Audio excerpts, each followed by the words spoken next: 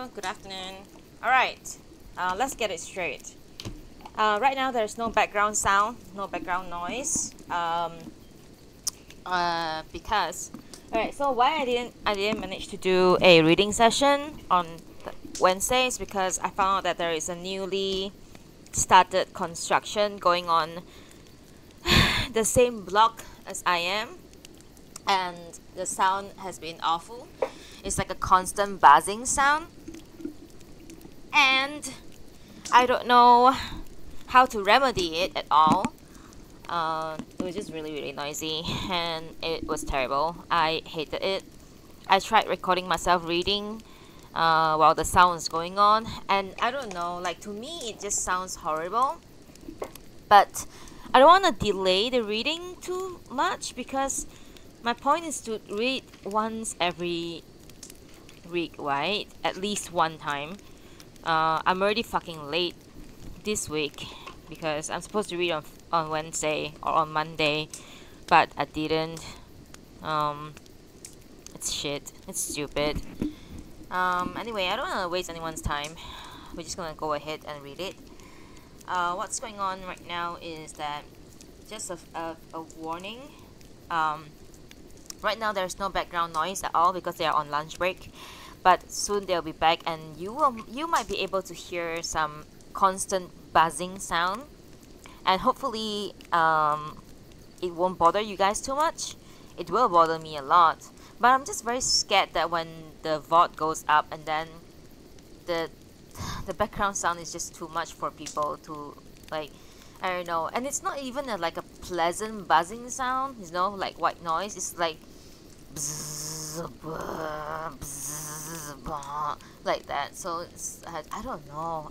My only hope is that my microphone picked up only my voice, and I made this makeshift paper thing that covers up the side of my microphone so that it will only pick up from the top where where the microphone is pointed at right now, to my mouth, so that it will only pick up my voice. But I really unlikely. I think it's going to pick up the buzzing sound sooner or later. Anyway, without further ado, I don't want to waste anyone's time today. I'm just gonna start reading.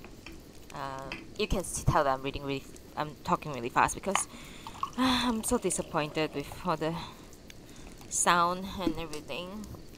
And but I'll try my best to read it properly, okay? You guys are ready? Let's go. I'm gonna put up Party Finder once, and I'm not gonna be bothered after that because the end's not here. The end's busy, and I'm alone. Nobody's doing the Party Finder thing for me. So, it's okay. It's okay. I have you guys. Whoever's in the chat right now. Anyway, let's go. Chapter 5. Today we are reading Tale of Genji Chapter 5 and Chapter 6 and Chapter 7 because Chapter 5 is really short. I don't know. We'll see, okay? Chapter 5. The Festival of the Cherry Blossoms. Hanabi Taikai. That's what they call it in Japanese. I know, because I'm a weeb. Alright, let's go. Towards the end of the second month, the Festival of the Cherry Blossoms took place in the Grand Hall. The Empress and the Crown Prince were seated to the left and right of the throne. This arrangement, of course, displeased Kokiden, but she put in an appearance all the same, unable to let such an occasion pass. It was a beautiful day. The sky was clear. Birds were singing. Adepts in Chinese poetry, princes and high courtiers and others drew lots to fix the rhyme schemes for their poems. "I have drawn spring," said Genji, his voice finely resonant in even so brief a statement. Tono Chujo might have been disconcerted at something in the eyes of the assembly as they turned from Genji to him, but he was calm and poised, and his voice as he announced his rhyme was almost as distinguished as Genji's. Several of the high courtiers seemed reluctant to follow the two, and the lesser courtiers were more reluctant still. They came stiffly out into the radiant garden, awed by the company in which they found themselves, for both the emperor and the crown prince were connoisseurs of poetry, and it was when superior poets were numerous. It was a time when superior poets were numerous. To produce a Chinese poem is never an easy task, but for them it seemed positive torture. Then there were the great professors who took such occasions in their stride, though their court dress may have been a little shabby. It was pleasant to observe the emperor's interest in all the varied sorts of people. The emperor had of course ordered the concert to be planned with the greatest care. Spring warblers, which came as the sun was setting, was uncommonly fine. Remembering how Genji had danced at the autumn excursion, the crown prince himself presented a sprig of blossoms for his cap and pressed him so hard to dance that he could not refuse. Though he danced only a very few passages, the quiet waving of his sleeve as he came to the climax was incomparable. The ministers of the left forgot his anger at his negligent son-in-law. There were tears in his eyes. "Where is Tono Chujo?" asked the emperor. "Have him come here immediately." Tono Chujo, whose dance was garden of willows and flowers, danced with more careful and deliberate art than had Genji, perhaps because he had been prepared for the royal summons. It was so interesting a performance that the emperor presented him with a robe, a most gratifying sign of royal approval. Everyone agreed. Other high courtiers danced, and in no fixed order, but as it was growing dark one could not easily tell who were the better dancers. The poems were read. Genji's was so remarkable that the reader paused to comment upon each line. The professors were deeply moved. Since Genji was for the emperor a shining light, the poem could not fail to move him too. As for the empress, she wondered how Kokiden could hate the youth, and reflected on her own misfortune in being so strangely drawn to him. I could see the blossom as other blossoms. Then would there be no dew to cloud my heart. She recited it silently to herself. How then did it go to rounds and presently reach me? The festivities ended late in the line. The courtiers went their ways, the empress and the crown prince departed. All was quiet. The moon came out more brightly. It asked admiring, thought Genji, a trifle drunk. The ladies in night attendance upon the emperor would be asleep, expecting no visitors. His own lady might have left a door open a crack. He went quietly up to her apartments, but the door of the one whom he might ask to show him in was tightly closed. He sighed. Still not ready to give up, he made his way into the gallery by Kokiden's pavilion. The third floor from the north was open. Kokiden herself was with the emperor, and her rooms were almost deserted. The hinged door at the far corner was open too. All was silent. It was thus, he thought, that a lady invited her downfall. He slipped across the gallery and up to the door of the main room and looked inside. Everyone seemed to be asleep. What can compare with the misty moon of spring? It was a sweet young voice, so delicate. Oh, I have to be that sweet voice. Okay. What can compare with the misty moon of spring? It was a sweet young voice, so delicate that its owner could be no ordinary serving woman. She came, could he believe it, to the door. Delighted, he caught her at her sleeve. "Who are you?" She was frightened. "There's nothing to be afraid of. Late in the night we enjoy misty moon. There is nothing misty about the bond between us." Quickly and lightly he lifted her down to the gallery and slid the door closed. Her surprise pleased him enormously. Trembling, she called for help. "It will do you no good. I'm always allowed my way. Just be quiet if you will, please." She recognized his voice and was somewhat reassured, though, of course, upset. She evidently did not wish him to think of her wanting in good manners. It may have been it may have been because he was still a little drunk that he could not admit the possibility of letting her go, and she, young and irresolute, did not know how to send him his way. He was delighted with her, but also very nervous, for dawn was approaching. She was in an agony of apprehension lest they be seen. "You must tell me who you are," he said. "How can I write to you if you do not? You surely don't think that I mean let you surely don't think I mean to let matters stand as they are. Were the lonely one to vanish quite away, would you go to the grassy moors to ask her name?" Her voice had a softly plaintive quality. I did not express myself well. "I wish to know whose dewy lodge it is, ere wind blows past the bamboo-tangled moor. Only one thing, a cold welcome, could destroy my eagerness to visit. Do you perhaps have some diversionary tactic in mind?" They exchanged fans, and he was on his way.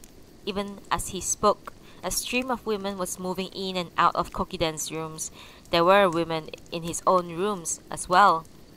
Some of them now awake. Pretending to be asleep, they poked one another and exchanged whispered remarks about the diligence in which he pursued these night adventures. He was unable to sleep. What a beautiful girl! One of Kokiden's younger sisters, no doubt. Perhaps the fifth or sixth daughter of the family, since she had seemed to know so little about men. He had heard that both the fourth daughter, to whom Tono Chujo was uncomfortably married, and Prince Hotaru's wife were great beauties, and thought that the encounter might have been more interesting had the lady been one of the older sisters. He rather hoped that she was not the sixth daughter, whom the minister had thoughts of marrying to the crown prince. The trouble was that he had no way of being sure. It had not seemed that she wanted the affair to end with but the one meeting. Why then she had not told him how he might write to her? These thoughts and others suggest that he was much interested. He thought too of Fujitsubo's pavilion, and how much more mysterious and inaccessible it was, indeed how uniquely so. He had a lesser spring banquet with which to amuse himself that day. He played the 13-string koto, his performance, if anything, subtler, rich and richer than...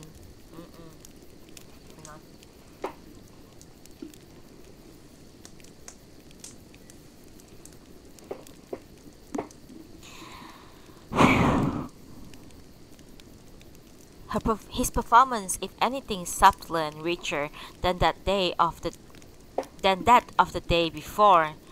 Fujitsubo went to the emperor's apartment at dawn. Genji was on the tenterhooks, wondering whether the lady he had seen in the dawn moonlight would be leaving the palace. He sent Yoshikyo and Koremitsu, who let nothing escape them, to keep watch, and when as he was leaving the royal presence, he had their reports. His agitation increased. Some carriages that had been kept out of sight left just now by the north gate. Two of Kokiden's brothers and several other members of the family saw them off, so we gathered that the ladies must be a part of the family too. They were ladies of some importance in any case, that was much clear. There were 3 carriages in all. How might he learn which of the sisters had become friends with? Supposing her father were to learn of the affair and welcome him gladly into the family, he had not seen enough of the lady to be sure that the prospect delighted him. Yet he want very much to know who she was. He sat looking out at the garden.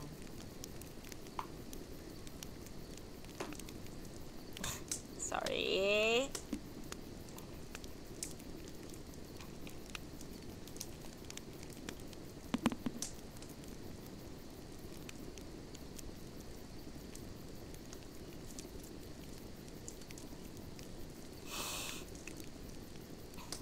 Murasaki would be gloomy and bored, he feared, for he had not visited her in some days.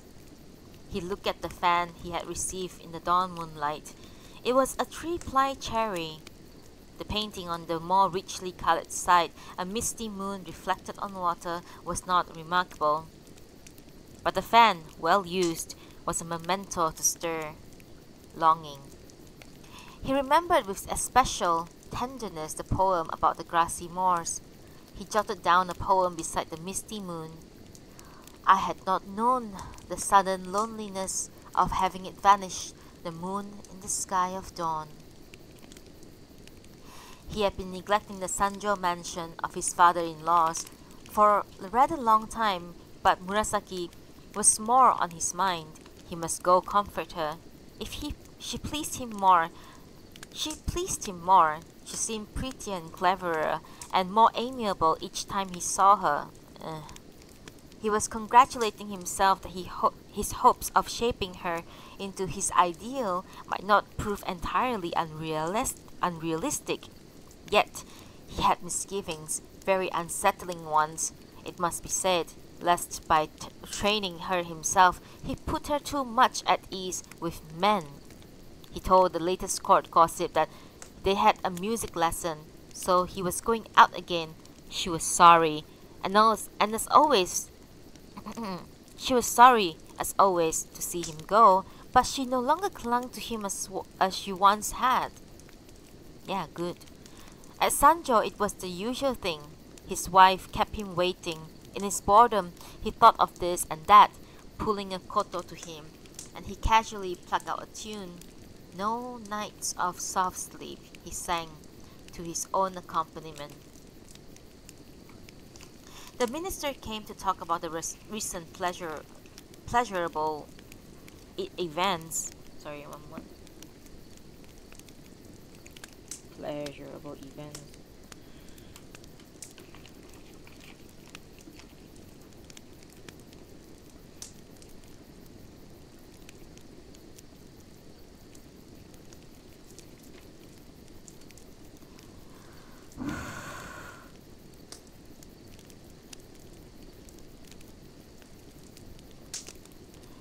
The minister came for a talk about the recent pleasurable events. I am very old, and I have served through 4 illustrious reigns, and never have I known such an occasion that has added so many years to my life. Such clever, witty poems, such fine music and dancing. You are on good terms with the great performers who so abound in our day, and you arrange things with such marvelous skills. Even we aged ones felt like cutting a caper or two. The marvelous skills of which you speak, sir, amounts to nothing at all, only a word here and there. It is the matter of knowing where to ask. The garden of willows and flowers was much the best thing, I thought, a performance to go down as a model for all the ages. And what a memorable day it would have been, what an honor for our age, if in the advancing spring of your life had followed your impulse and danced for us. Soon, Tono Chujo and his brothers, leaning casually against the veranda railings, were in fine concert on their favorite instruments. The Lady of Dawn encounter, remembering the evanescent dream, was sunk in sad thoughts. His father's plans to give her to crown prince in the 4th month were a source of great distress. As for Genji, he was not without devices for searching her out, but he did not know which of Kokiden's sisters she was, and he did not wish to become involved with that unfriendly family. Late in the fourth month, the princess and high courtiers arrived at the mansion of the Minister of the Right, Kokiden's father, for an archery meet. Wait, hang on.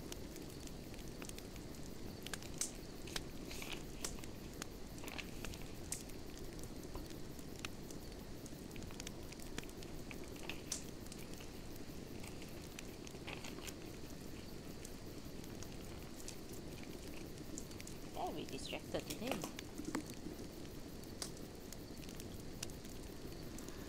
Sorry.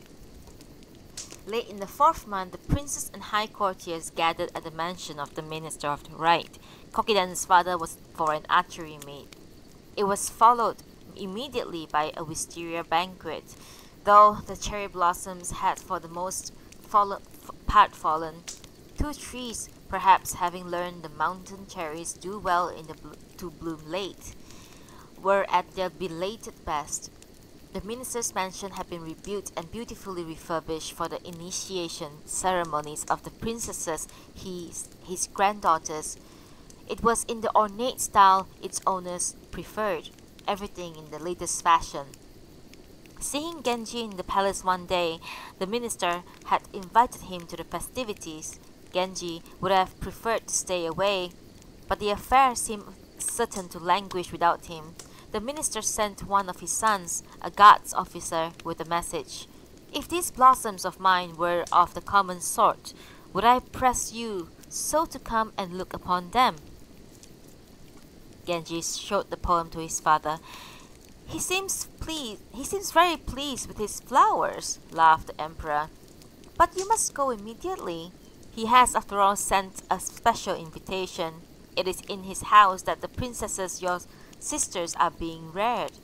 You are scarcely a stranger." Genji dressed with great care. It was almost dark when he finally presented himself. He wore a robe of a thin white Chinese damask, with a red lining under it, a very long train of magenta. Altogether, the dashing young prince, he added, something new to the assemblies that so cordially received him. For the other guests were more formally clad. He quite overwhelmed the blossoms, in a sense spoiling the party, and played beautifully on several instruments. Late in the evening, he got up, pretending to be drunk. The 1st and the 3rd princess were leaving in the main hall. He went to the east veranda and leaned against the door. The shutters were raised and women were gathered at the southwest corner, where the wisteria was in full bloom. The sleeves were pushed somewhat ostentatiously out of their blinds, as at a New Year's concert. Altogether overdone, he thought, and he could not help thinking too of Fujitsubo's reticence. "I was not feeling well in the first place, and they plied me with drink. I know I shouldn't, but I ask you to hide me." He raised the blind at the corner door. "Please, dear sir, this will not do so. It is for us beggars to ask such favors of you fine gentlemen." Though of no overwhelming dignity, the women were almost certainly not common. Incense hung heavily in the air, and the rustling of silk was bright and lively, because the princesses seemed to prefer modern things. The scene may perhaps have been wanting in mysterious shadows. The time and place were hardly appropriate for flirtation, and yet his interest was aroused. Which would be the lady of the misty moon? "A most awful thing had happened," he said playfully. "Someone has stolen my fan," he said, leaning against the pillar. "What the curious things that Korean does!" The lady, who thus deftly returned his allusions, did not seem to know about the exchange of fans. Catching a sigh from another lady, he leaned forward and took her hand. "I wander lost on Arrow Mountain and ask, may I not see the moon I saw so briefly? Or must I continue to wander?" It seemed that she could not remain silent. Only the flighty, the less than serious one are left in the skies when the longbow moon is gone. It was the same voice. He was delighted, and yet. Okay, so 10-year-old Murasaki doesn't interest him anymore, so he's finding another teenager. Alright. 1 second, coffee.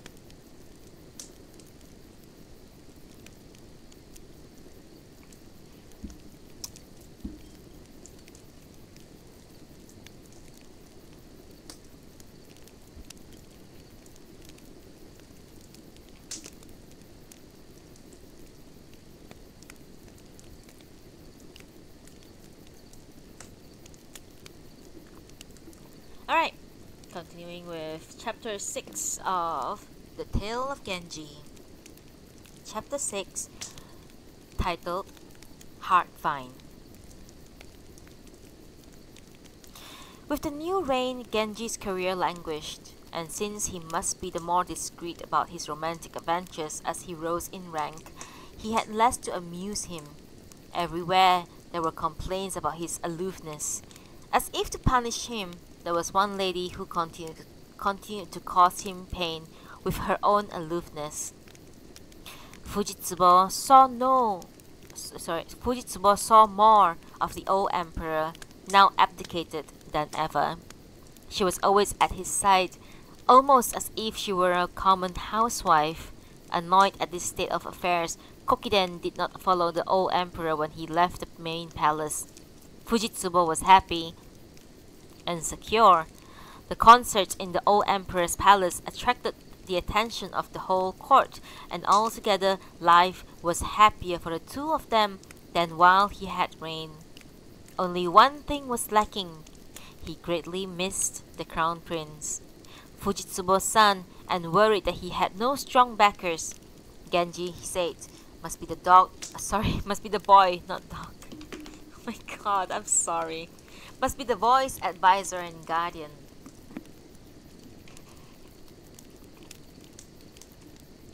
One minute, please.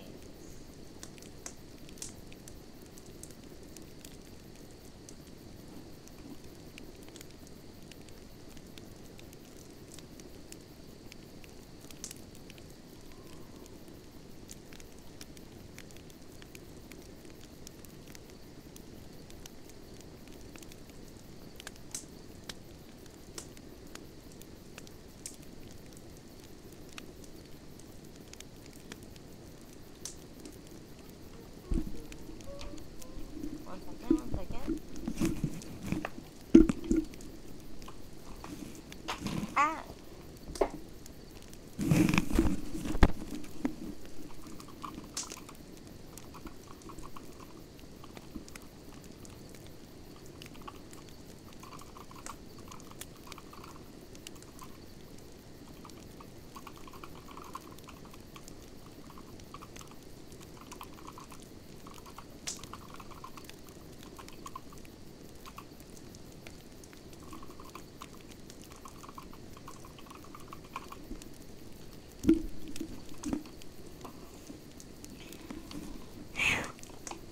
Genji, he said, must be the boy's advisor and guardian. Genji was both pleased and embarrassed. And there was the matter of the lady at Rokujo. With the change of reigns, her daughter, who was also the daughter of the late crown prince, had been appointed appointed high priestess of the Ise shrine. No longer trusting Genji's affection, the Rokujo lady had been thinking that making the girl's youth her excuse, she too would go to Ise. The old emperor heard of her plans. The crown prince was very fond of her, he said to Genji in open displeasure.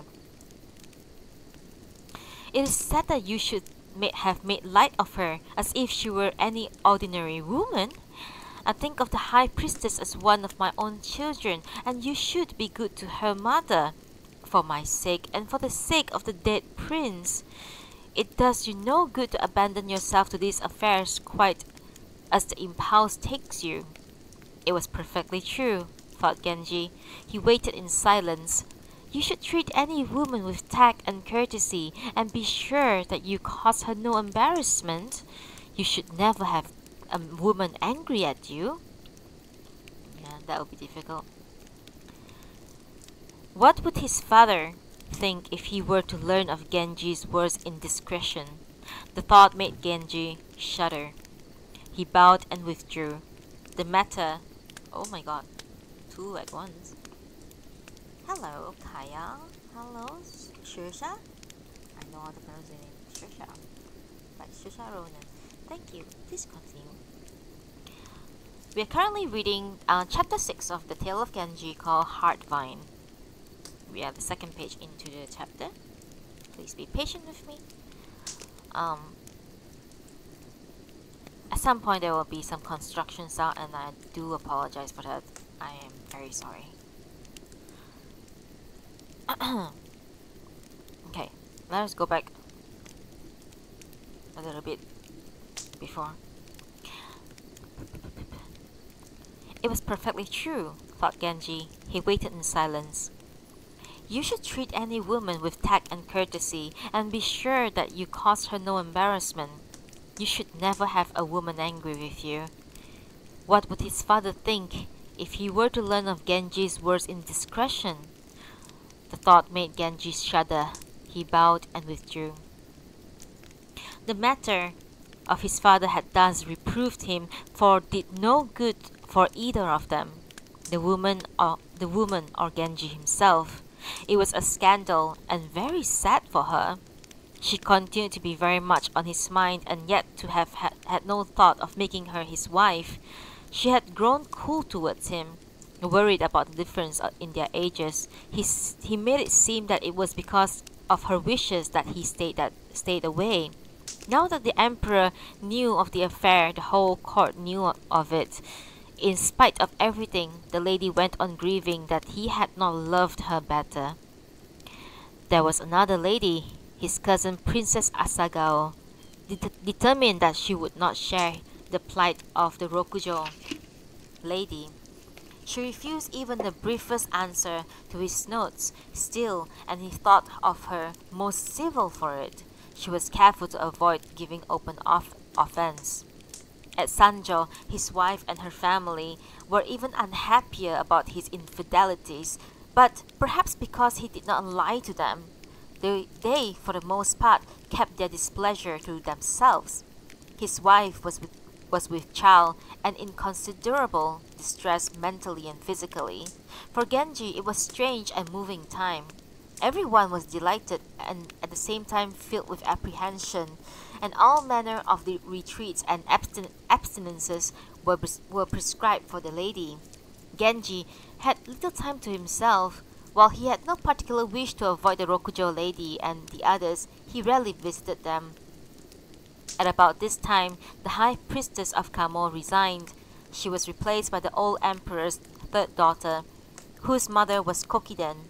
The new priestess was a favorite of both her brother, the emperor, and her mother, and it seemed a great pity that she should be shut off from court life.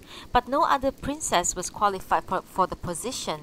The installation ceremonies in the austere Shinto tradition was of great dignity and solemnity. Many novels detailed were added to the Kamo festival in the 4th month, so that it was certainly to be the finest of the season. Though the number of high courtiers attending the princess at the illustration was limited to precedent, great care was taken to choose handsome men of good repute. Similar care was given to their uniforms and to the uniform trapping of their horses. Genji was among the attendants by special command of the new emperor. Courtiers and ladies had readied their carriages far in advance, and Ichijo was a frightening crush, without space for another vehicle. The stands along the way had been appointed most elaborately, the sleeves that showed beneath the curtains filled with in their brightness and variety of special promise. A moment, please. Genji's wife seldom went forth on sightseeing expeditions, and her pregnancy was another reason for staying home. But her young women protested.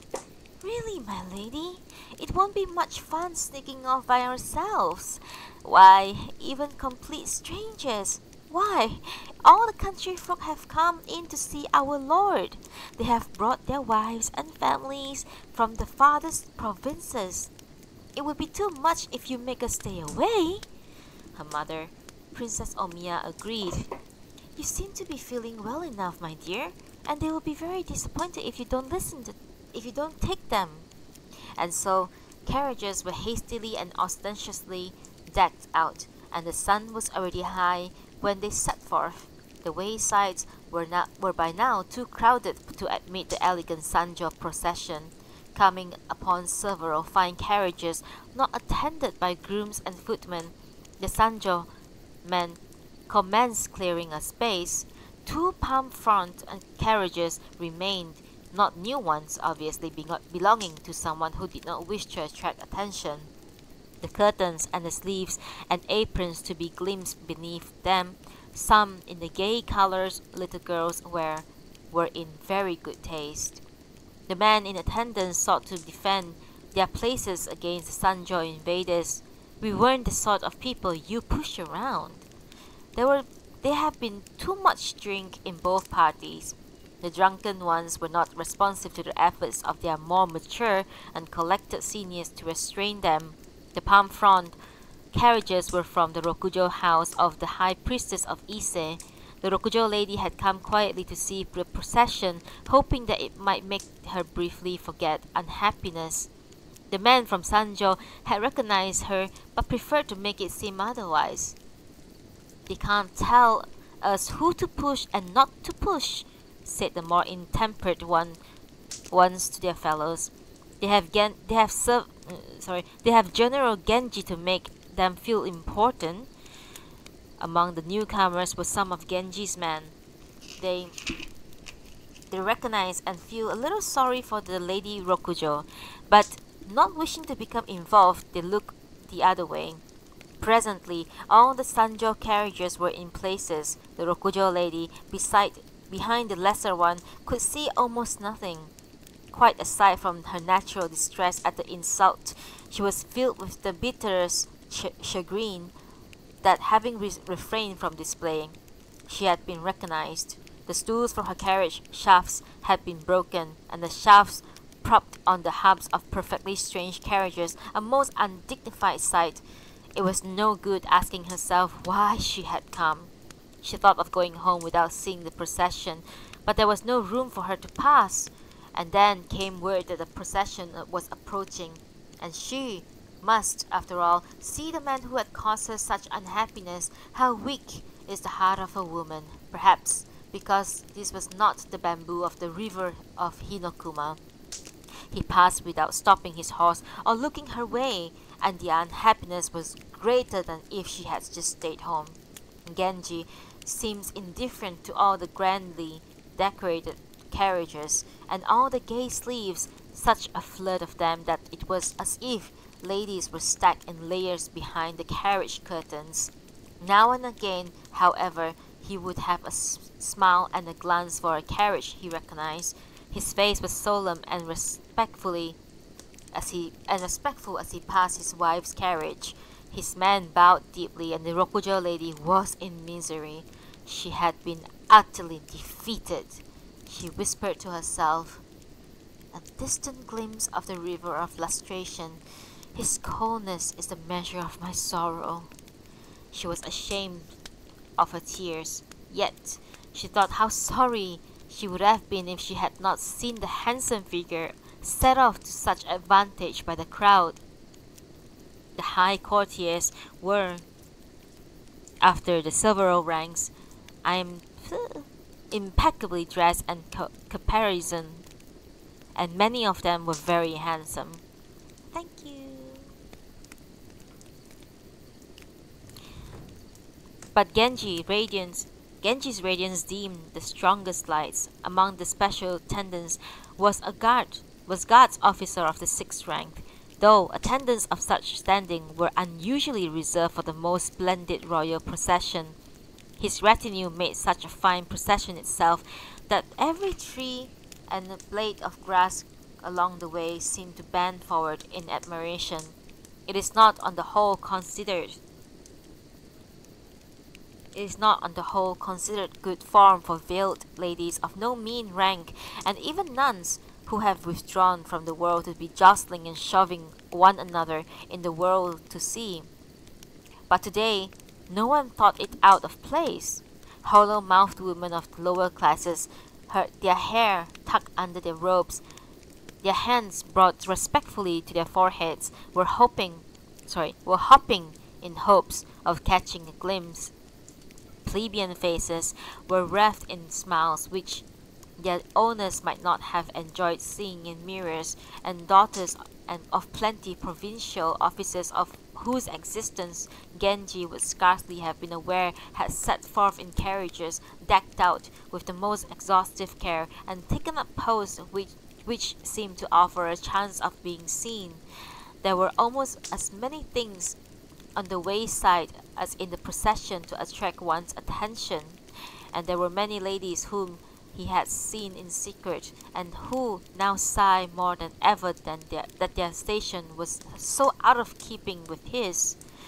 Prince Shikibu reviewed the procession from a stand. Genji had matured and did indeed quite dazzle the eye, and the prince thought with foreboding that some god might have noticed and was making his plans to spirit the young man away. His daughter, Princess Asagao, having over the years found Genji a faithful correspondent, knew how remarkably steady his feelings were. She was aware that attentions moved ladies even when the donor was a most ordinary man, yet she had no wish for further intimacy. As for her, their sighs of admiration were almost deafening. No carriages set out from Sanjo Mansion on the day of the festival proper.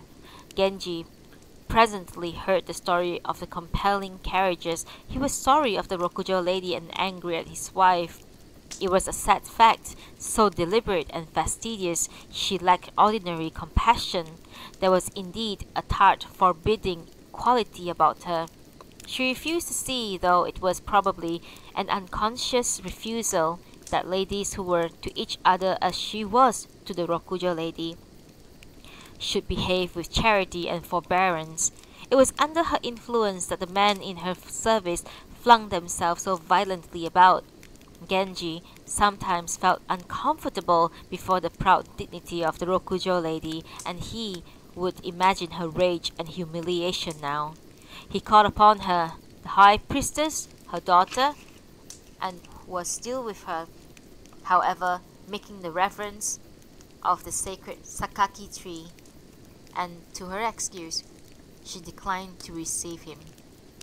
She was right, of course, yet he muttered to himself, why must it so? Why cannot the two of them be a little less prickly? It was from his Nijo mansion, away from all this trouble, that he set forth to view the festival proper. Going over to Murasaki's room in the west wing, he gave Koremitsu instruction for the carriages. And are all our little ladies going too? He asked.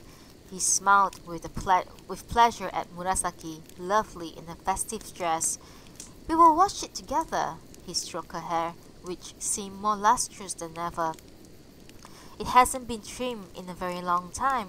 I wondered if today would be a good day for it. He summoned a soothsayer, and while the man was investigating, told the little ladies to go ahead. They too were a delight, fresh, bright and fresh, their hair all sprucely trimmed and flowing over the embroidered trousers. He would trim Murasaki's hair himself, he said, but see how thick it is. The scissors get all tangled up in it. Think how it will be when you grow up. Even ladies with very long hair usually cut it here at the forehead, and you have not a single lock of short hair. A person might even call it untidy. The joy was more than a body deserved, said Shoganon, her nurse. May it grow to 1,000 fathoms, said Genji. Mine it shall be, rich as the grasses beneath, the fathomless sea, the 1,000-fathom sea. Murasaki took out a brush and paper and set down her answer. It may indeed be 1,000 fathoms deep. How can I know when it restless comes and goes? She wrote well, but a pleasant girlishness remained. Again, the streets were lined in solid ranks. Genji's party pulled up near the cavalry grounds, unable to find a place. Very difficult, said Genji. Too many of the great ones hereabouts. A fan was thrust from beneath the blinds of an elegant lady's carriage that was filled to overflowing. Suppose you pull in here, said the lady. "I would be happy to relinquish my place." What sort of adventure she might be? The place was indeed a good one. He had his carriage pulled in. "How did you find it?" "I'm consumed with envy." She wrote her reply at the bent edge of a pretty little fan. "Ah, the fickleness is summoned me to a meeting, the Heartvine now worn by another. The gods themselves seem to summon me, even though of course I am not admitted to the sacred precincts." He recognized the hand, that of old Naishi, still youthfully resisting the years. Frowning, he sent back, "Ah, fickleness, the vine of the day of meeting, available to all the 80 clans." It was her turn to reply, this time in much chagrin. "Vine of meeting indeed, a useless weed, a mouthing its name of empty promises." Many ladies along the way bemoaned the fact that apparently in feminine company he did not even raise the blinds of his carriage. Such a stately figure on the day of lustration, and just to see him today quite at his ease for everyone to see. The lady with him must surely be a beauty. A tasteless exchange, thought Genji. A more proper lady would have kept the strictest silence out of the deference to the lady beside him. For the Rokujo lady, the pain was unrelieved. She knew that she could expect no lessening of his coldness, and yet to steel herself and go off to Ise with her daughter, she would be lonely, she knew, and people would laugh at her. They would also laugh just as heartily if she stayed in the city. Her thoughts were as the fisherman's bob at Ise. Her very soul seemed so jumped wildly about, and at last she fell physically ill. Genji discounted the possibility of her going to Ise. "It is natural that you should have little use for this reprobate, like myself, and think of discarding me. But to stay with me would be to show admirable depths of feeling." These remarks did not seem very helpful. Her anger and sorrow increased. A hope of relief from this agony of indecision had sent her into the river of lustration, and there she had been subjected to violence. At Sanjo, Genji's wife seemed to be in the grip of a malign spirit. It was no time for nocturnal wandering. Genji paid only an occasional visit to his own Nijo mansion. His marriage had not been a happy one, but his wife was more important to him, and now she was carrying his child. He had prayers read in his Sanjo rooms. Several malign spirits were transferred to the medium and identified themselves, but there was one which quite refused to move. Though it did not cause great pain, it refused to leave her for so much of an instant. There was something very sinister about the spirit that eluded the powers of the most skilled exorcists. The Sanjo people went over to the list of Genji's ladies one by one. Among them, it came to be whispered, only the Rokujo lady and the lady at Nijo seemed to have been singled out for special attentions. And no doubts they were jealous. The exorcists were asked about the possibility, but they gave no very informative answers, and the spirits did announce themselves. None seemed to feel any enmity towards the lady. Their behavior seemed random and purposeless. There was the spirit of her dead nurse, for instance, and there were spirits that had been with the family for generations and had taken advantage of her weakness. The confusion and worry continued. The lady would sometimes weep in loud wailing sobs, and sometimes be tormented by nausea and shortness of breath. The old emperor sent repeated inquiries and ordered religious services. The lady should be worthy of these august attentions, made the possibility of her death seem even more lamentable. Reports that they quite monopolized the attention of court and reached the Rokujo mansion to further embitter its lady. No one can have guessed that the trivial incident of the carriages had so angered a lady whose sense of rivalry had not until then been so strong. Not at all herself, she left her house to her daughter and moved to one where Buddhist rites would not be out of place. Sorry to hear the move, Genji bestirred himself to call on to her. The neighborhood was a strange one, and he was in careful disguise. He explained his negligence in terms likely to make it seem involuntary, and to bring her forgiveness. And he told her of Aoi's illness and the worry it was causing him. I have not been so worried myself, but her parents are beside themselves. It had seemed best to stay with her. It would relieve me enormously if I thought you might take a generous view of it all. He knew why she was unwell and pitied her. They passed a tense night. As she saw him off in the dawn, she found that her plans for quitting the city were not as firm as on the day before. Her rival was the biggest rank, and there was this important new consideration. No doubt his affections would finally settle on her. She herself would be left in solitude, wondering when he might call. The visit had only made her unhappier. Upon her gloom in the evening came a letter. Though she had seemed to be improving, she has taken a sudden and drastic turn for the worst. I cannot leave her. The usual excuses, she thought. Yet she answered, I go down the way of love and dampen my sleeve, and yet go further into the muddy fields. A pity the well is so shallow. The hand was the very best he knew.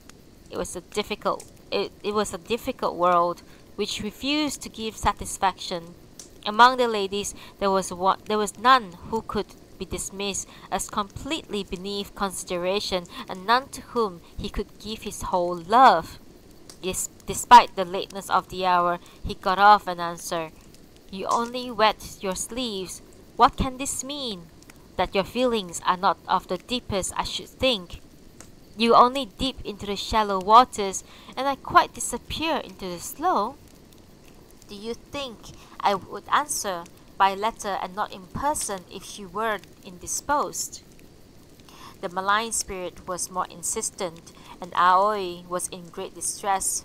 Unpleasant rumors reached Rokujo lady to the effect that it might be her spirit or that of her father, the late minister.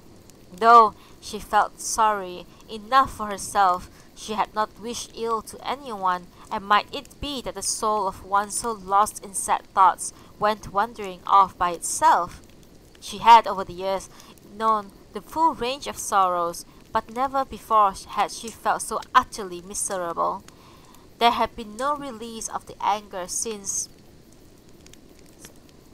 the other lady had so insulted her, indeed behaved as if she did not exist.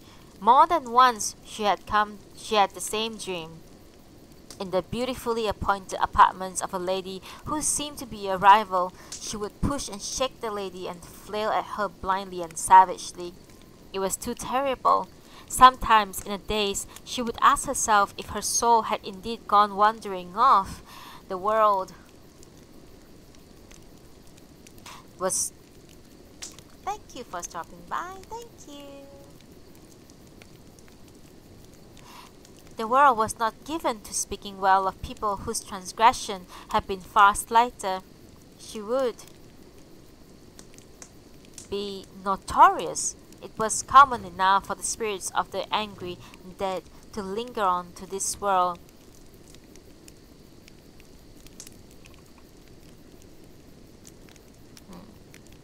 Onto this world.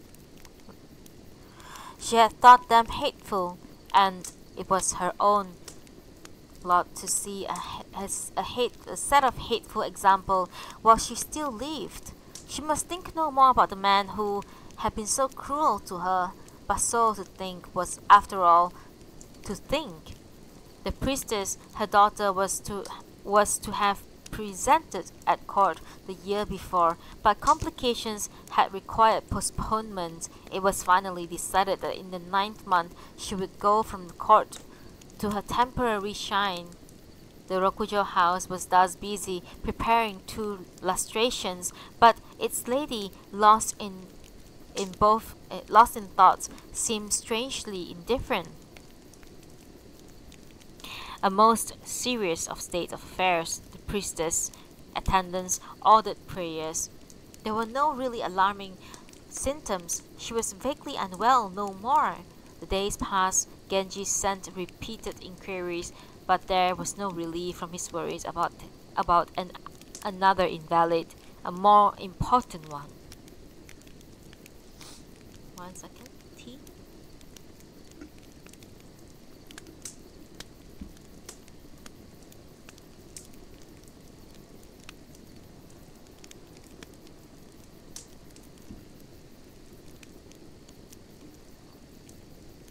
Okay. It was still too early for Aoi to be delivered of her child. Her women were less than fully alert, and then, suddenly, she was seized with labor pains. More priests were put to more strenuous prayers. The malign spirits refused to move. The eminent of exorcists found this stubbornness extraordinary, and could not think what to do. Then, after renewed efforts of exorcism, more intense than before, it commenced, sobbing as if in pain. "Please stop for a moment, please. I want to speak to General Genji." It was as they thought. It was as they had thought. The woman showed Genji a place at Aoi's curtains, thinking, for she did seem on the point of death, that Aoi had last words for Genji. Her parents withdrew. The effect was grandly solemn as priests read from the Lotus Sutra in harsh voice. Genji drew the curtains back and looked down on his wife. She was heavy with child and very beautiful. Even a man who was nothing to her would have been saddened to look at her. Long heavy hair bound at one side and was set off by white robes, and she thought her lovelier than she was most carefully dressed and groomed. He took her hand. "How awful! How awful for all of us!" He could say no more. Usually so haughty and forbidding, she now gazed up at him with languid eyes and were presently filled with tears. How could he fail to be moved? This violent weeping, he thought, would be for her parents, soon to be left behind, and perhaps at this last leave-taking, for him too. "You mustn't fret so. It can't be as bad as you think, and even if the worst comes, we will meet again, and your mother and your father, the bond between parents and children lasts through many lives. You must tell yourself that you will see them again."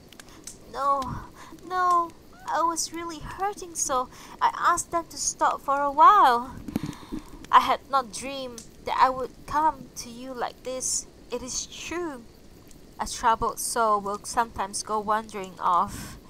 The voice was gentle and affectionate. Bind the hem of my robe to keep it within the grieving soul that had wandered through the skies." It was not Aoi's voice, nor was the manner of hers extraordinary. And then he knew that it was the voice of the Rokujo lady. He was aghast. He had dismissed the talk of as vulgar and ignorant fabrication, and here before his eyes he had proof that such things did actually happen. He was horrified and repelled.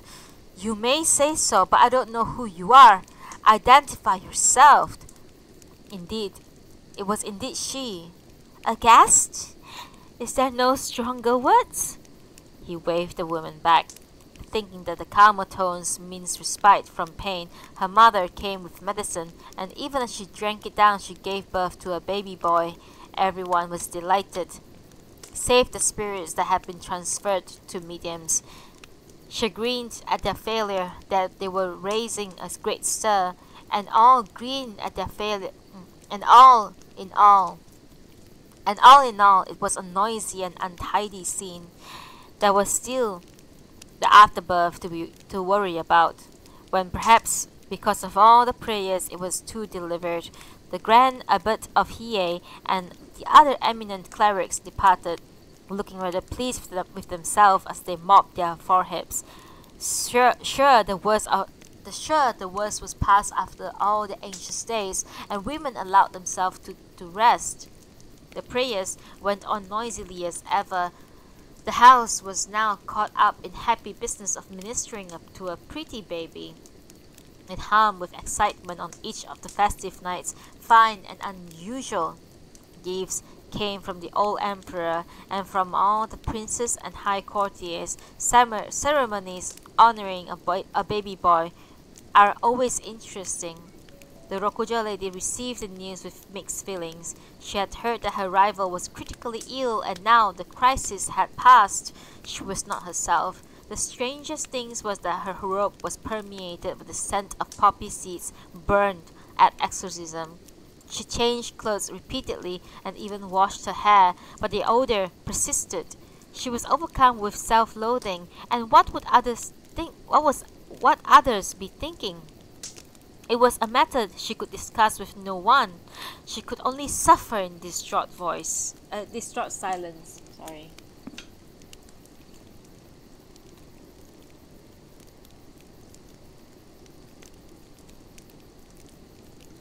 One moment, please.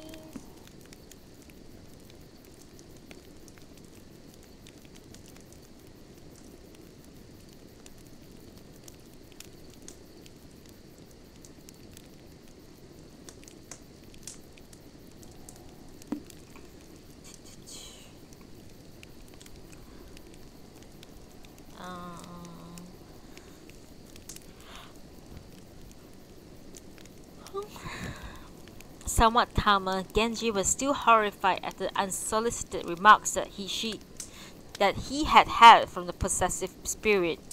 He really must get off a note to Rokujo lady, or should he have a talk with her? He would find it hard to be civil, and he did not wish to hurt her. In the end, he made do with the note. Aoi's illness had been critical, and the strictest vigil must be continued.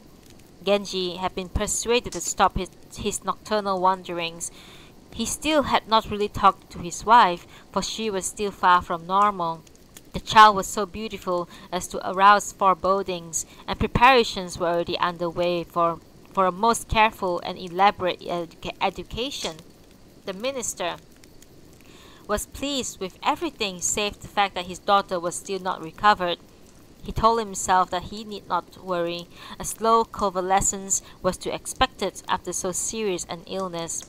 Especially around the eye, the baby bore a strong resemblance to the crown prince, whom Genji suddenly felt an intense longing to see. He could not sit still. He had to be off to court.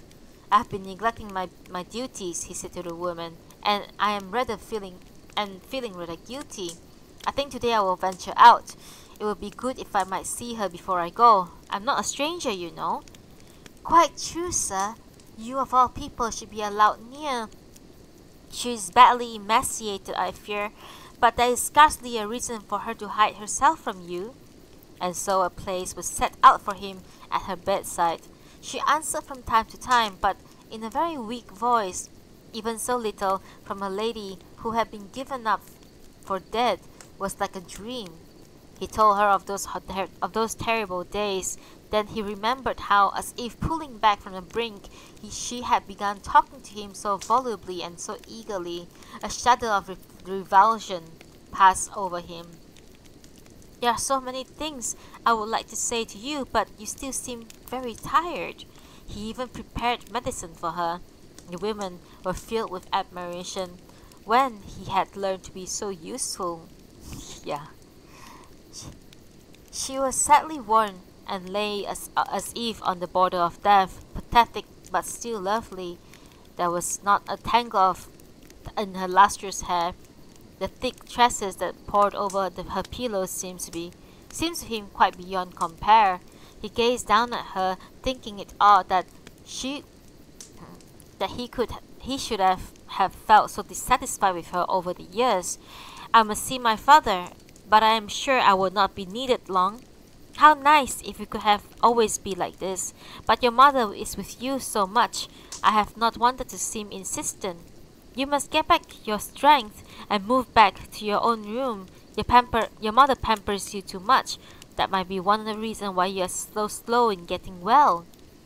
As he withdrew in grand court dress, she lay looking after him as she had not been in the habit of doing. There has to be a conference on promotions and appointments. The minister too set off for court, in procession with all his sons, each of them with a case to plead and determined not to leave his side. The Sanjo mansion was almost deserted. Aoi was again seized with a strangling shortness of breath, and very soon after a messenger had been sent out to court. She was dead. Genji and the others left court, scarcely aware of where their feet are taking them. Appointments and promotions no longer concerned them. Since the crisis had come at about midnight, there was no possibility of summoning the Grand Abbot and the suffragans. Everyone had thought the worst was over, and now of course everyone was stunned, dazed, wandering aimlessly from room to room, hardly knowing a door from a wall. Messengers crowded in with condolences, but the house was in such confusion that there was no one to receive them. The intensity of the grief was almost frightening. Since malign spirits had more than once attacked the lady, the father ordered the body left as it was for 2 or 3 days in the hopes that she might revive. The signs of death were more and more pronounced. However, and in great anguish, the family at length accepted the truth.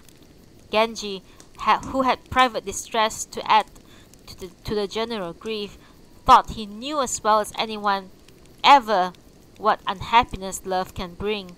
Condolences, even from the people who was most important to him, brought no comfort. The old emperor himself, much grieved, sent a personal message, and so for the minister there was no new honor, happiness to temper the sorrow, yet there was no relief from tears. Every reasonable suggestion was accepted towards reviving the lady, but the ravages of death being ever more apparent, there was finally no recourse but to see her to the Toribe Moor. There were many heart-rending scenes along the way. The crowds of mourners and priests invoking the holy name quite overflowed the wide moor. Messages continued to pour in, from the old emperor of course, and from the empress and crown prince, all the great houses as well.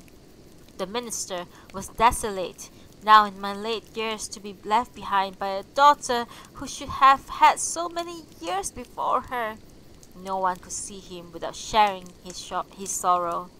Grandly, the services went on through the night, and as dawn came over the sky, the mourners turned back to the city, taking with them only a handful of ashes. Funerals as common enough, but Genji, who had not been present at many, was shaken as never before. Since it was late in the 8th month, of a quarter moon was still hung in the sky. That would have brought melancholy thoughts in any case, and the figure of his father-in-law, as if groping in pitch darkness, seemed proper to the occasion, and at the same time indescribably sad. A poem came to his lips as he gazed up into the morning sky. Might these clouds be the smoke that mounts from her pyre? They fill my heart with feelings too deep for words. Back at Sanjo, he was unable to sleep. He thought over their years together. Why had he so carelessly told himself that she would one day understand? Why he had allowed himself silly flirtations, the smallest of them sure to anger her, yet let her carry her hostility to grave. The regrets were strong, but useless. It was as if in a trance that he put on the dull grey mourning robes. Had he outlived him, it occurred to him, hers would be a darker grey. Weeds obey rules. mine's a shallower hue, but tears plunge my sleeve into deepest wells. He closed his eyes in prayer, a handsomer man in sorrow than in happiness. He intoned safely, Hail Samantabra, Samantabhadra, in whose serene thoughts all is contained. The invocation seemed more powerful than from the mouth of the most reverend priest. There were tears in his eyes as he took the little boy up in his arms. What would we have to remember her by? He whispered to himself. The sorrow would be worse if he did not have this child. Princess Omiya took to her bed in such sad state that the services were now commenced for her. The preparation for memorial rites were the sadder for the fact that there had been so little warning. Parents grieve at the loss of their most ill-favored child, and the intensity of the grief in this case was not to be wondered at.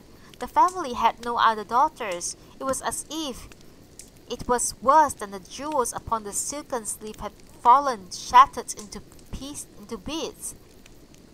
Genji did not venture forth even to Nijo. He passed the days in tears and in earnest prayers. He did, it is true, send off a few notes.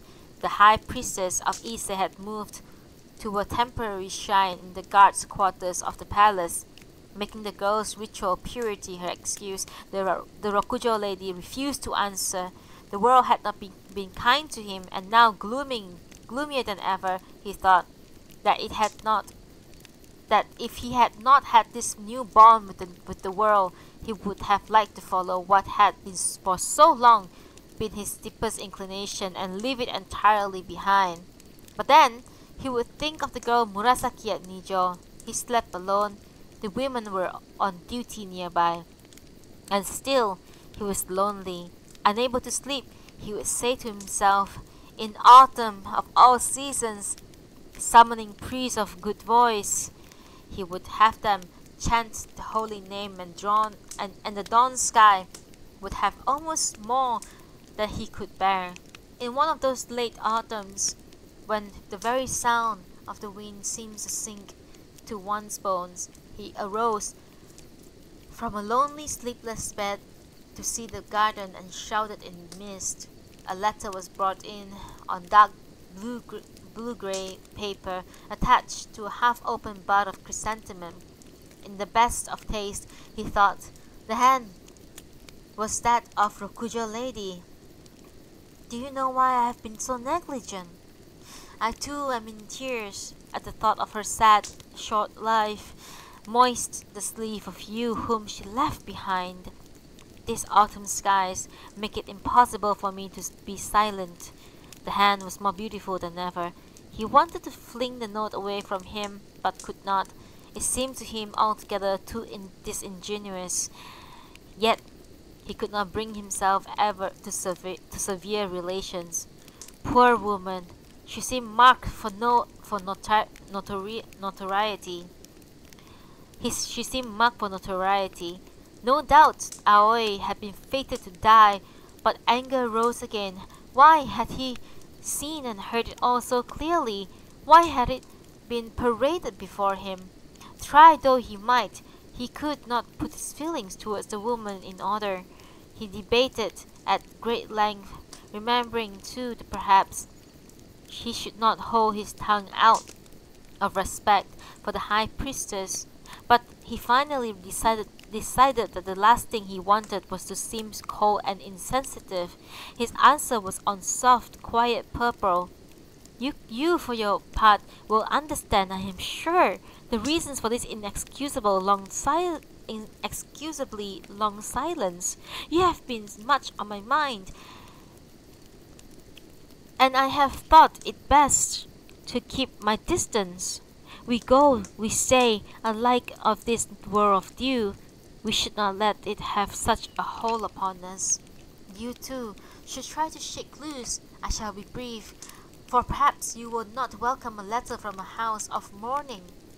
Now back at Rokujo, She waited until she was alone to read the letter. Her conscience told her his meaning all too clearly. She knew it was too awful. Surely no one had been more cruelly treated by fate than herself. What would the old emperor be thinking? He and her late husband, the crown prince, were brothers by the same mother, and they had been very close. The prince had asked his protection for their daughter, and he had replied that he would look upon himself as taking the place of her father. He had repeatedly invited the lady and her daughter to go on living in the palace, but she held to a demanding view of proprieties, and so she had found herself in this childish entanglement and had succeeded in making a very bad name for herself. She was still not feeling very well. In fact, the name that she had made for herself was rather different. She had long been famous for her subtlety and refinement, and when her daughter moved to another temporary shrine, this one to the west of the city, all the details were tasteful and in the latest fashion. Genji was not surprised to hear that more cultivated of the courtiers were making it their main business to part the dew-drenched grasses before the shrine. She was a lady of almost too good taste. If wanting no more of love, she were to go with her daughter to Ise, he would, after all, miss her. The memorial services were over, but Genji remained in seclusion for several weeks, pitying him in the unaccustomed tedium. Tono Chujo would come and divert him with the latest talk, serious and trivial, and it seems likely that old Naishi was cause for a good laugh now and then. "You must not make fun of dear old granny," said Genji, but he found stories of the old lady unfailingly amusing. They would go over the list of their little adventures on the nights of misty autumn moon, just past full, and others, and their talk would have come around to the evanescence of things, and they would shed a few tears. On an evening of chilly autumn rains, Tono Chujo again came calling. He had changed to lighter mourning, and presented a fine, manly figure indeed, enough to put most men to shame. Genji was at the railing of the west veranda, looking out over the frost-bitten garden. The wind was high, and it was as if his tears sought to compete with the driven rain. Sorry.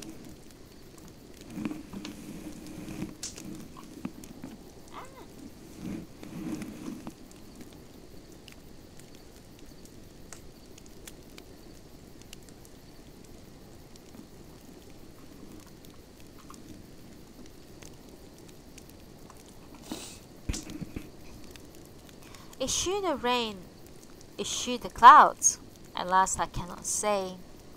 He sat chin in hand.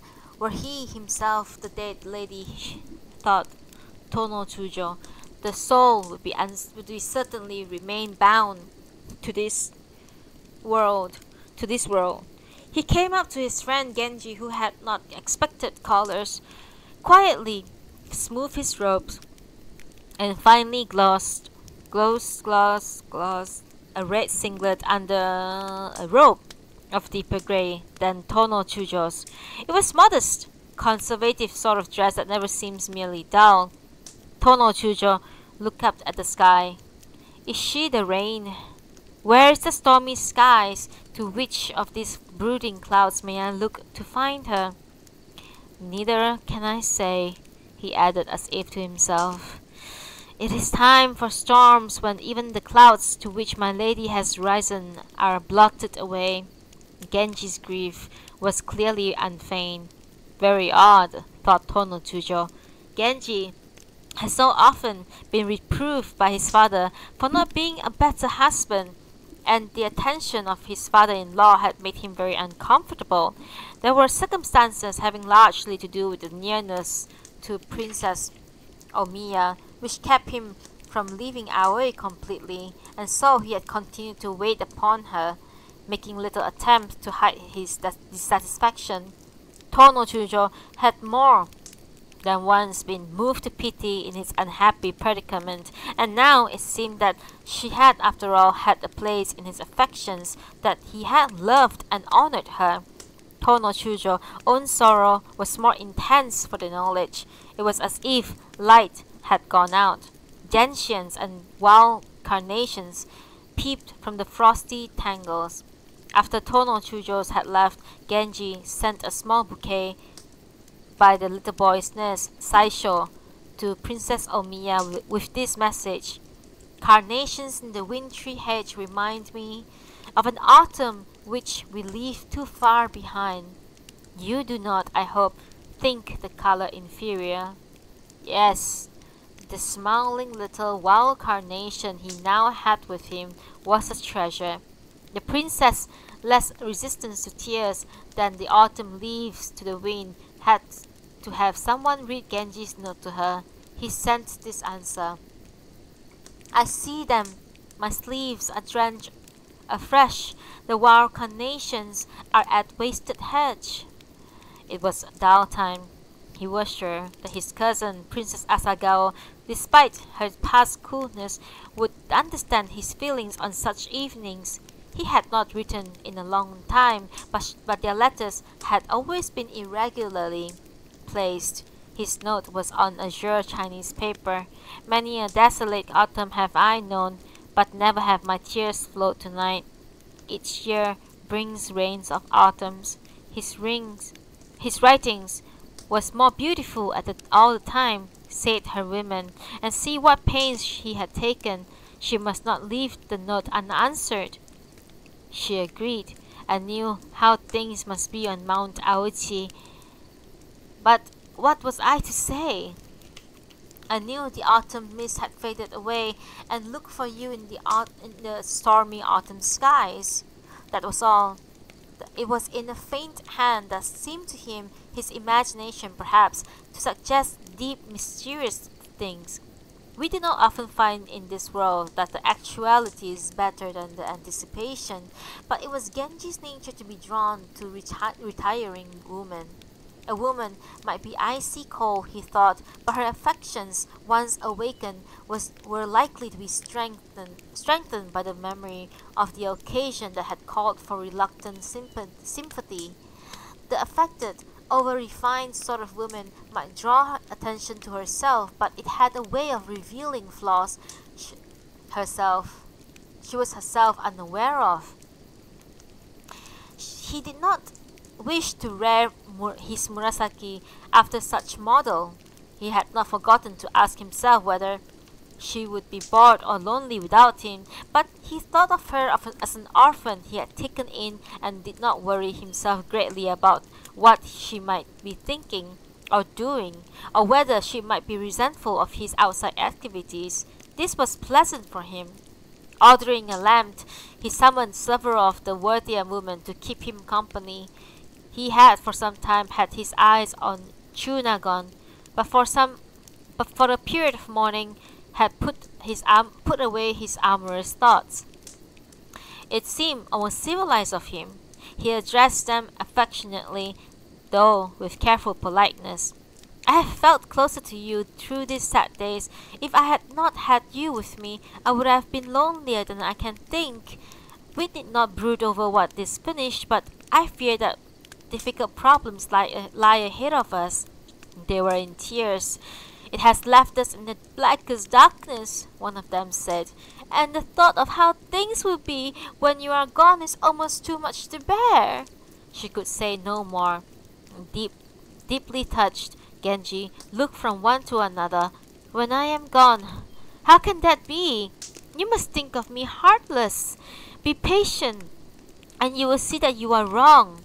Though, of course, life is very uncertain." Tears came to his eyes as he looked into the lamplight.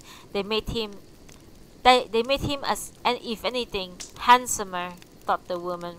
Among them were a little girl, an orphan, of whom Aoi had been especially fond of. He quite understood why the child should now be sadder than the others. "You must let me take care of you, Ateki," She broke into a violent sobbing in her tiny singlet in very dark grey and a black cloak and straw-colored trousers. She was a very pretty little thing indeed. Oh my god, not another one! Sorry. Over and over, he asked the women to be patient. Those of you who have not forgotten must bear the loneliness and do what you can for the boy. I would find it difficult to come visiting if you were all to run off. They had their doubts. His visits, he feared, would be few and far between. Life would indeed be lonely. Avoiding ostentation, the minister distributed certain of Aoi's belongings to her women, and after their several ranks, little baubles and trinkets, and more considerable mementos as well, Genji could not remain forever in seclusion. He went first to his father's palace. His carriage was brought up as his retinue gathered. An autumn shower swept past, as if knew its time, and the wind that summons the leaf blew at great confusion of them to the ground, and the sorrowing women, the sleeves that had barely had the time to dry and were damp all over again. Genji would go that night from his father's place to Nijo, thinking to await him there. His aides and equerries went off one by one. Though this would not be, of course, be his last visit, the gloom was intense. For the minister and Princess Omiya, all this old sorrow came back. Genji left a note for the princess. My father has asked to see me, and I shall call upon him today. When I so much set a foot outside this house, I feel new pangs of grief, and I ask myself now how I have survived so long. I should come in person to take my leave, I know, but I fear that I would be quite lose control of myself. I must be satisfied with this one. Blinded with tears, the princess did not answer. The minister came immediately. He dabbed at his eyes, and the women were weeping too. There seemed nothing in the least false about Genji's own tears, which gave an added elegance and fineness of feature. At length, controlling himself, the minister said, "An old man's tears have a way of gushing forth at the smallest provocation, and I am unable to stand the flow. Sure that I must seem hopelessly senile and incontinent, I have been reluctant to visit your royal father. And the subject arises, perhaps you can explain to him now how matters are. It is painful, at the end of your life, to be left behind by a child." He spoke with great difficulty. Genji was weeping only less openly. "We all, of course, know the way of the world, that we cannot be sure who will go first and who will remain behind. But the shock of the specific instance is all the same and hard to bear. I am sure that my father will understand. Well then, perhaps you should go before it is too dark. There seemed to be no letting up of the rain." Genji looked around the rooms he was about to leave. Behind the curtains, through the open doors, he could see some 30 women in various shades of grays, all weeping piteously. "I have consoled myself," said the minister, "with the thought that you are leaving someone behind in this house whom you cannot abandon, and you will therefore find occasion to visit in spite of what has happened. But these not very imaginative women are morbid in their insistence that you are leaving your old home for good. It is natural that they should grieve for the passing of years, that they have seen you on such intimate and congenial terms. Indeed, that they should grieve more than for the loss of their lady.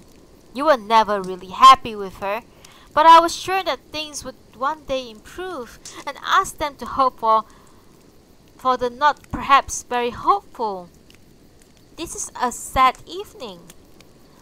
"They have chosen inadequate grounds for lamenting, sir.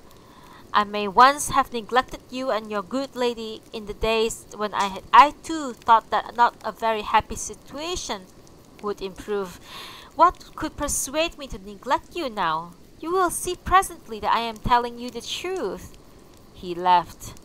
The minister came back into the house. All the furnishings and decorations were as they had been, and yet everything seems lifeless and empty. At the bed curtains were inkstone which Genji had left behind, and some bits of paper on which he had practiced his calligraphy. Struggling to hold back the tears, the minister looked at them. There were, it seemed, some among the younger women who were smiling through the tears. Genji had copied and thrown away high-charged passages from old poems, Chinese, Japanese, in both formal and cursive scripts.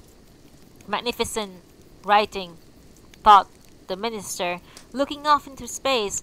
It was cruel that Genji should now be a stranger. The old pillow, the old bed, with whom shall I share them now? It was a verse from Po Chui. Below it, Genji had written a verse of his own.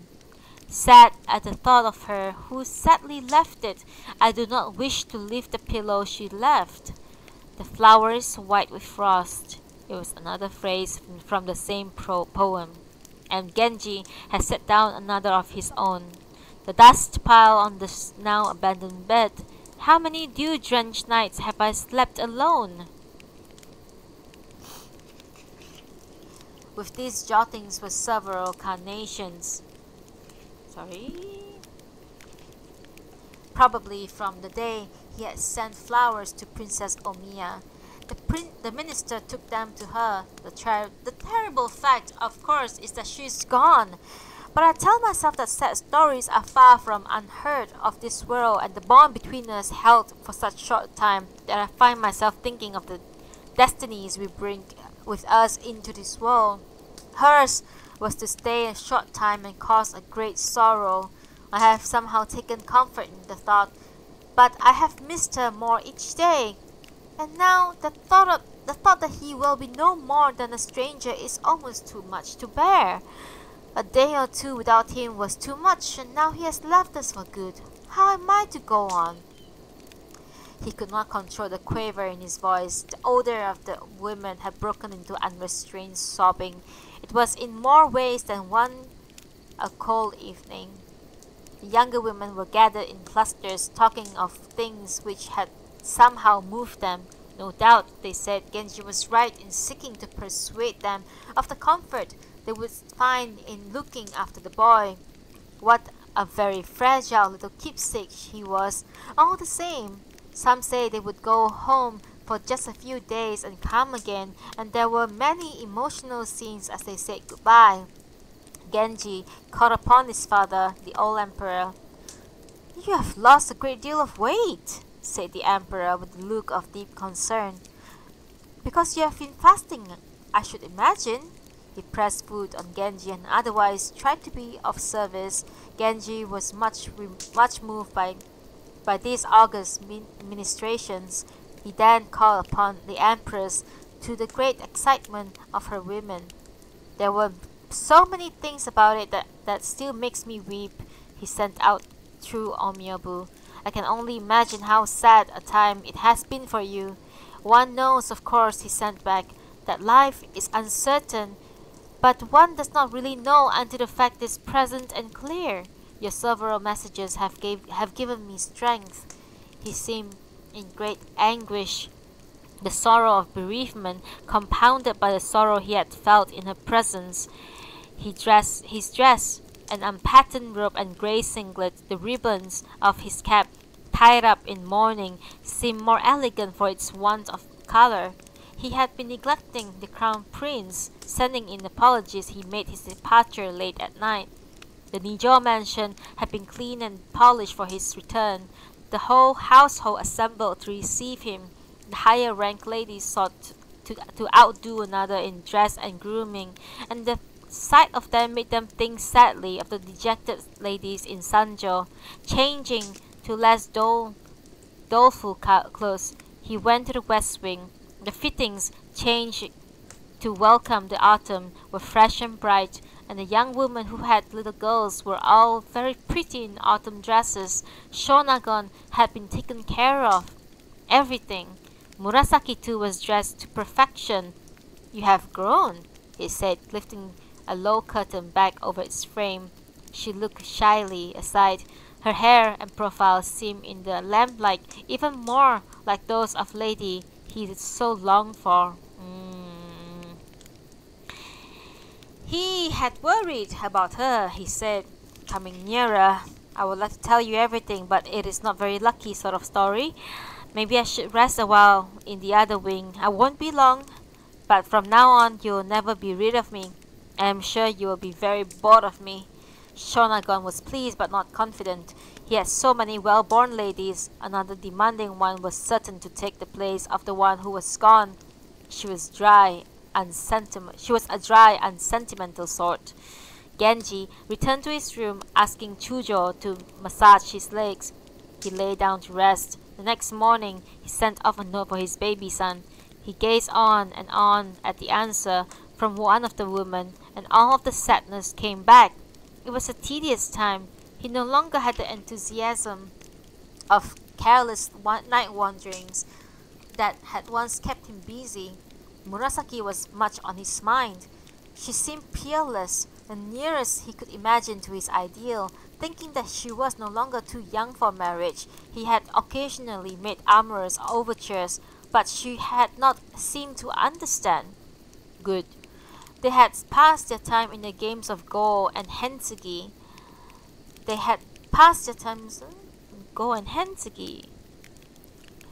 She was clever, and she had many delicate ways of pleasing him in the most trivial diversions. He had not seriously thought of her as a wife. Good.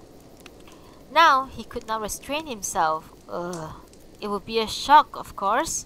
What happened? Her women had no way of knowing when the line had been crossed. One morning, Genji was up early and Murasaki stayed on and on in bed. It was not at all for her to sleep so late. Might she be unwell? And as he left for his own rooms, Genji pushed an inkstone beside her bed curtains. At length, when no one else was near, she raised herself from her pillow and saw beside it a tightly folded piece of paper. Listlessly, she opened it. There was only this verse in a casual hand. Many have been the nights we have spent together, purposely these coverlets between us.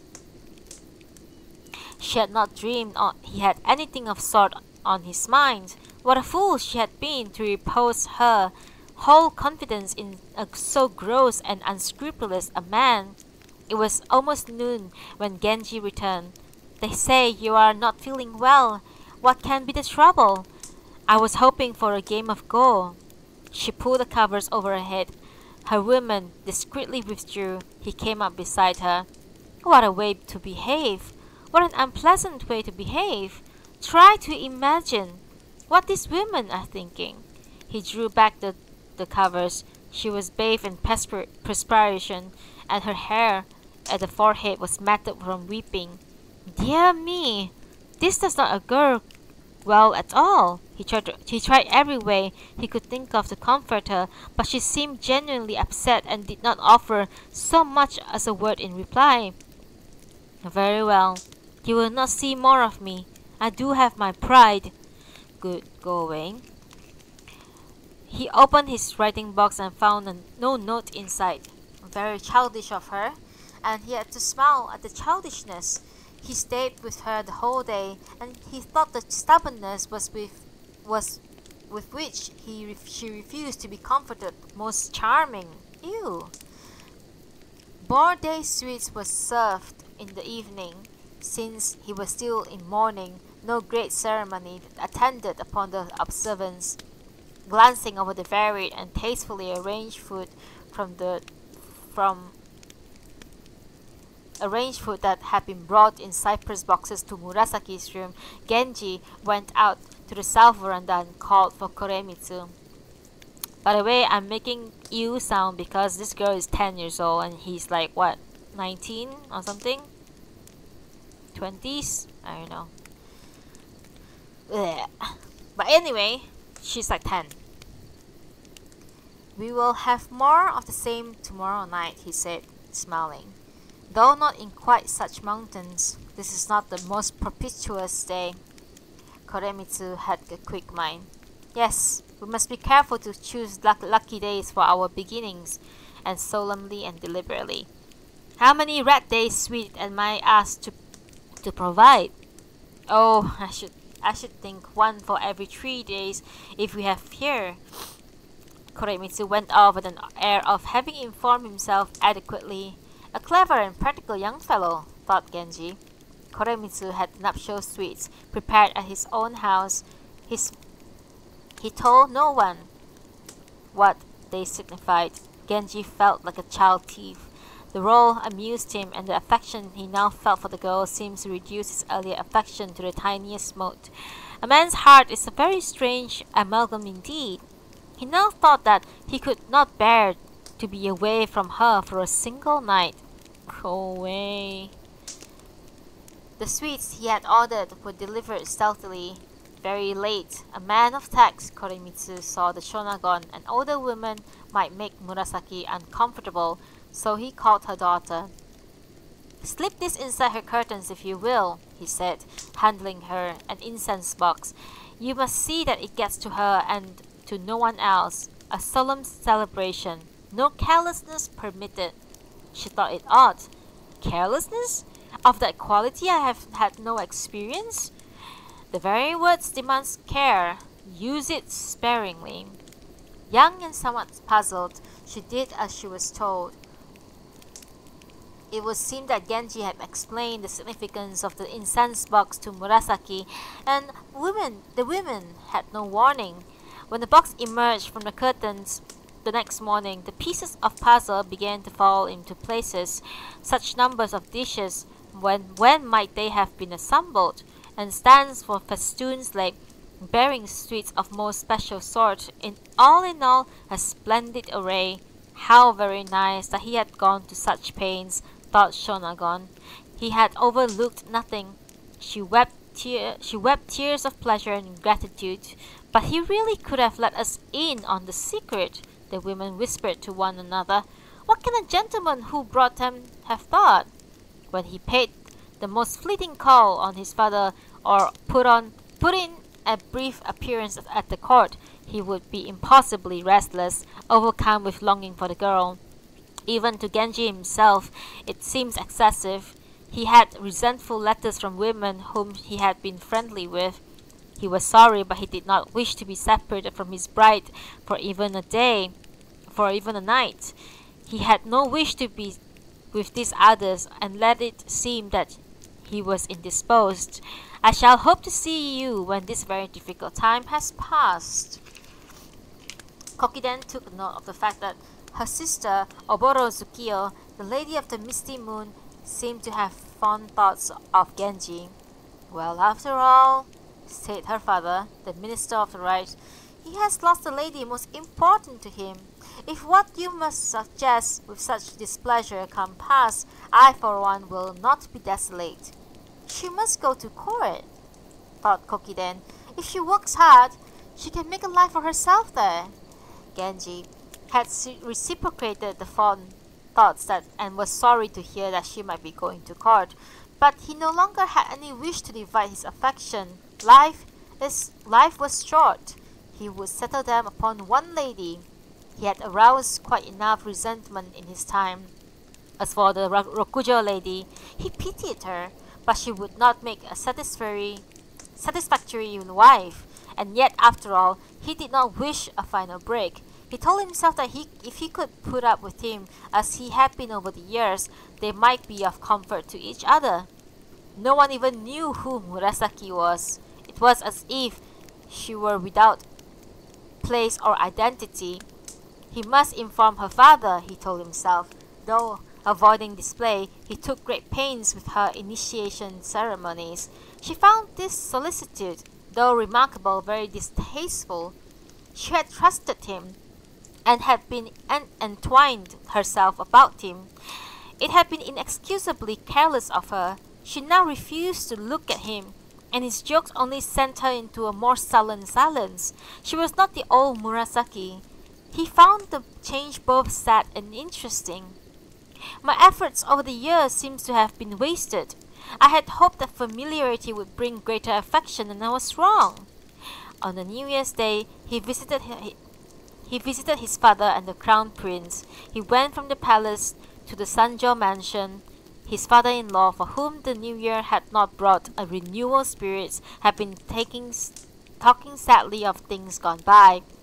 He did not want this kind and rare visits to be marred by tears, but he was perilously near weeping. Perhaps because he was now a year older, Genji seemed more dignified and mature and handsomer as well. In Aoi's room, the unexpected visits reduced her women to tears. The little boy had grown. He sat babbling and laughing happily. The resemblance to the crown prince especially strong around the eyes and mouth. All the old fears came back, which his own resemblance the crown prince had occasioned. Nothing in the room had changed. On the clothes rack, as always, robes were laid out for Genji, but there were none for Aoi. A note came from Princess Omiya.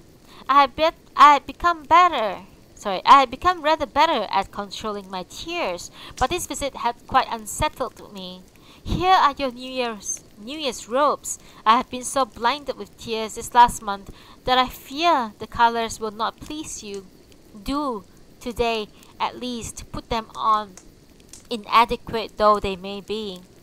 Yet others were brought in. A great deal of care had gone into weaving and dyeing the singlet that she wished him to wear today. Not wanting to seem ungrateful, he changed into them.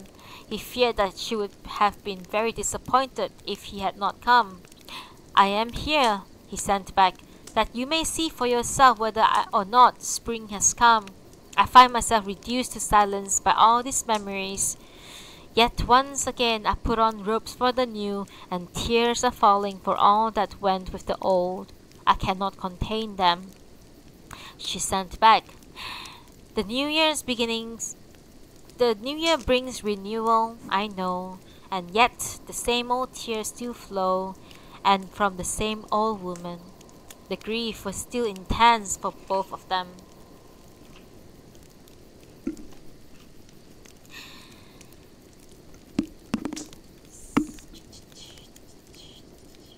Alright, that would be the end for today. Sorry for the very abrupt end, but I don't know if you can hear, but there's buzzing in the background and I don't feel great about that. It's very uncomfortable. But I did read 2 chapters. I want to read chapter 7, but I just checked chapter 7 is like really long. So, go 7 and 8.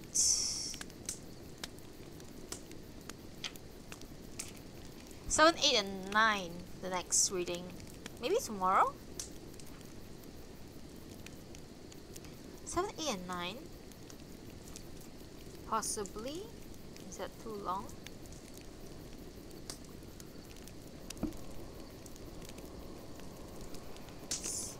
Oh my, can you hear that, guys?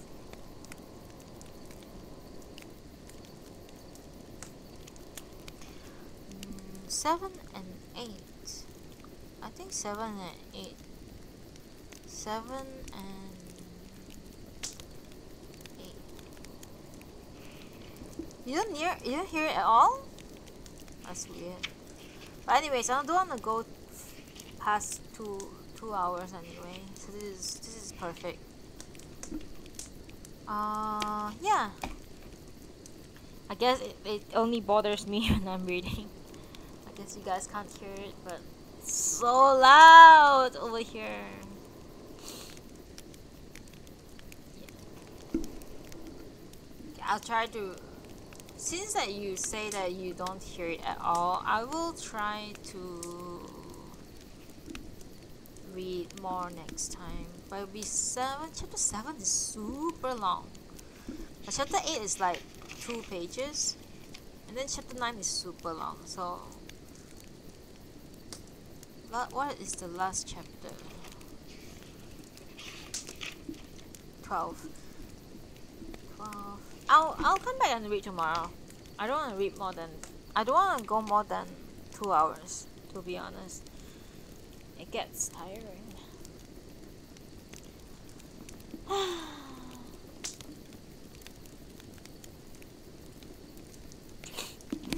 it going, guys.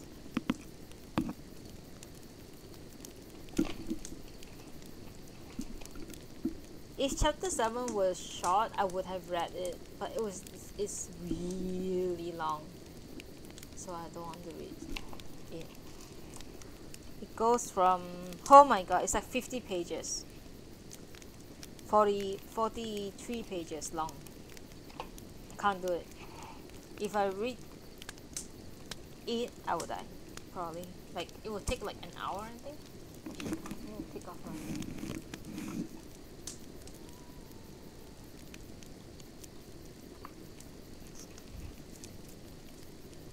Yeah, if chapter 7 was short, I would read it. But it's okay, so far it's like 2 chapters per day. I can read tomorrow or Saturday. If tomorrow I'm not free, I'll read Saturday.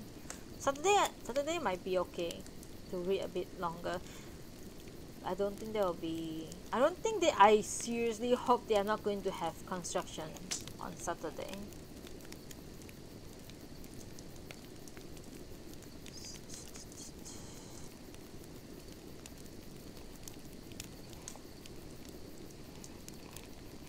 If I can, I'll read chapter 7 to 9 tomorrow or on Saturday. Okay? For today, we are done. Thank you so much for hanging out with me, guys. Sorry, I have my phone. I forgot to put my phone on silent. Alright. Until tomorrow or Saturday, I'll see you guys soon. Thank you for hanging out with me. Thank you for listening on.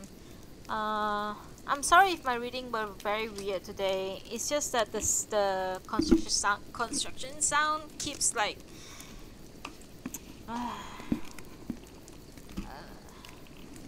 distracting me.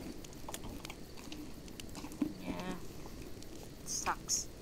Anyway, I love you guys. Hey, hi, my Holy Wing. Haven't seen you in a while. Yeah, I don't know. Do you guys hear it at all?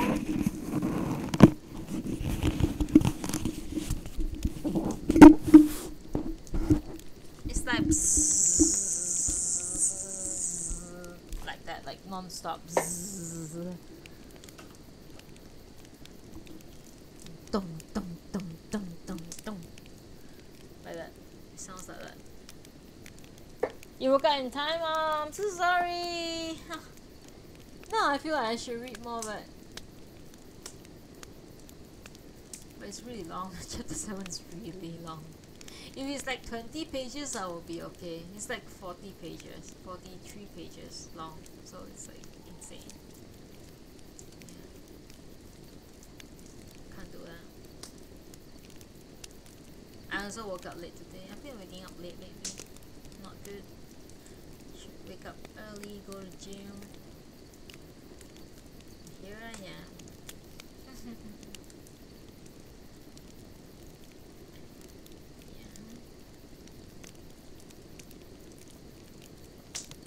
I'll play Minecraft again.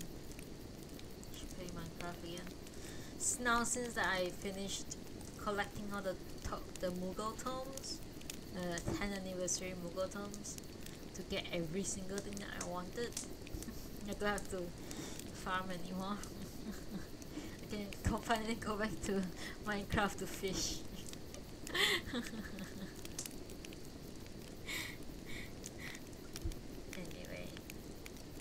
Anyway guys, I'm sorry for the abrupt end. It just ended that way. Yeah.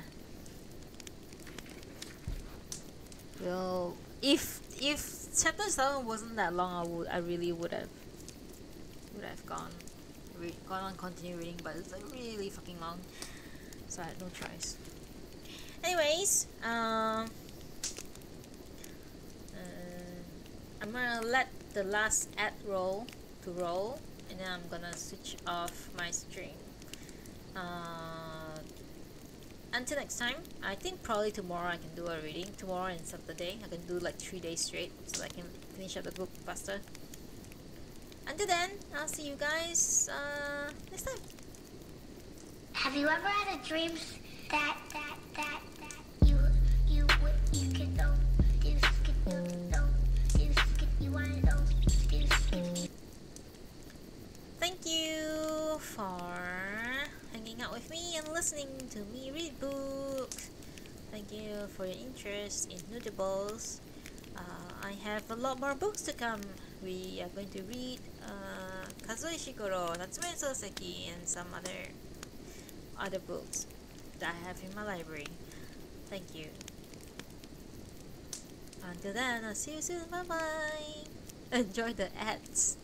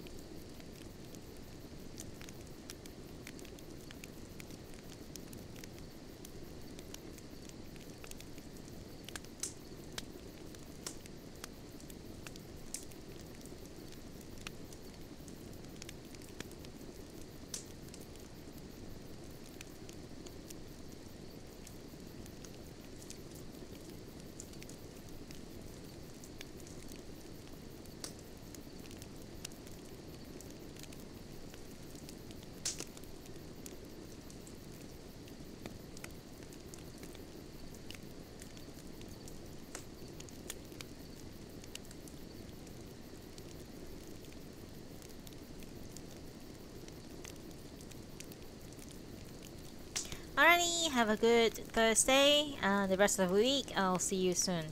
Have a great day. Bye bye. I love you.